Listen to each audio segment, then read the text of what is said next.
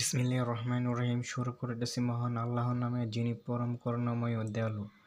সুপ্রিয় দর্শকবৃন্দ, আজকে আমি আপনাদেরকে দেখাবো কিভাবে ইউটিউব থেকে ভিডিও ডাউনলোড করতে হয় এবং ফেসবুক থেকে ভিডিও সেভ করতে হয়। তাহলে চলুন ভিডিওতে শুরু করা যাক।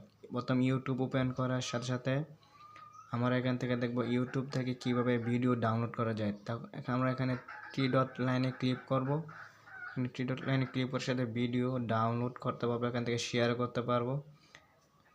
ভিডিও ডাউনলোড এখানে দিয়ে দিয়েছি। আমরা এখন দেখব এখানে নিচে থ্রি ম্যান আইকনে ক্লিক করব। থ্রি ম্যান আইকনে ক্লিক করার সাথে এখান থেকে দেখতে পারবেন যে আমরা এখানে ভিডিও ডাউনলোড, এখানে দেখেন যে ভিডিওটি ডাউনলোড হয়েছে, আমরা যে ভিডিওটি ডাউনলোড করতে দিয়েছিলাম।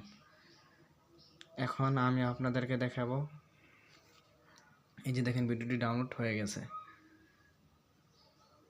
এখন আমি আপনাদের দেখা ফেসবুক থেকে কিভাবে কোনো ছবি বা ভিডিও সেভ করতে হয়। তাহলে চলুন ফেসবুক ওপেন করি। ফেসবুক ওপেন করার সাথে সাথে এখানে আমার প্রথম যে ছবিটা, এটি আমরা এখন সেভ করব। তাহলে চলুন এখানে থ্রি ডট এখানে ক্লিক করার সাথে সাথে এখানে সেভ করার অপশন চলে আসবে। এই দেখেন সেভ পোস্ট নামের যে ইয়াটা আছে, ওইটার মধ্যে আপনার ক্লিক করলে সেভ পোস্ট হয়ে যাবে। এখন আমরা কিভাবে এই যে সেভ করলাম তা খুঁজে পাবো। তাহলে চলুন এখানে উপরে দেখেন ম্যান আইকনে ক্লিক করব, কোন থ্রি আইকনে।